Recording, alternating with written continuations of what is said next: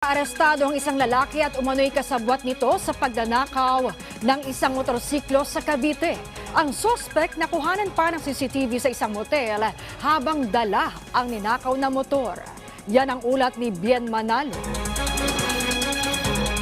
Makikita sa CCTV na ito ang isang lalaking sakay ng motorsiklo na papasok sa isang motel sa Kawit, Cavite. Ang lalaki, suspect pala sa pagnanakaw ng motorsiklo sa Imus, Cavite.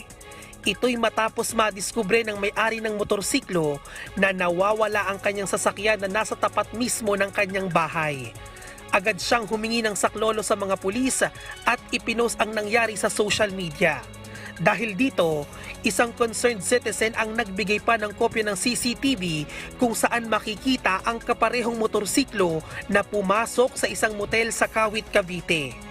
At nang panoorin ng may-ari, doon na niya kinumpirma na sa kanya nga ang motor. 3 p.m. may nag-comment doon sa kanyang post na nakita yung kanyang motor sa isang motel dito sa Kawit, sa kalapit na bayan. Kaya nung ginawa niya, pinuntahan niya doon sa Kawit yung nag-report sa kanya para ma-verify niya kung yun nga nawawala niyang motor. Natunton at nadakip ang mga sospek sa ikinasang follow-up operation ng Imus City Police. Pinuntahan nila yung hotel, then nalaman nila na itong mga suspect wala na doon, pero may mga kasamang babae na naiwan doon sa hotel. Kaya nagbantay sila doon at nagpakasakali na babalik itong mga suspect. Noon nga mga about 11 p.m. na ng gabi, bumalik nga itong mga suspect, pero wala na, hindi na nila dala yung motor. At nang tanungin ng mga sospek hinggil sa nagawang krimen, Sir, ang allegation kayo daw po ay sangkot sa pagnanakaw ng motor. Ano pong masasabi niyo tungkol doon? Opo. Aminado po kayo. Opo. Dala po na pangangailangan.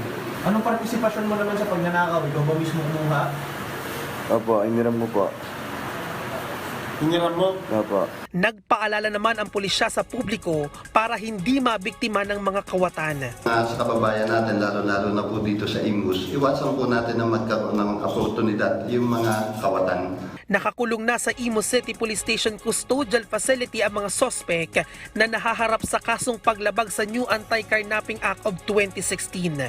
Bien Manalo para sa Bayan.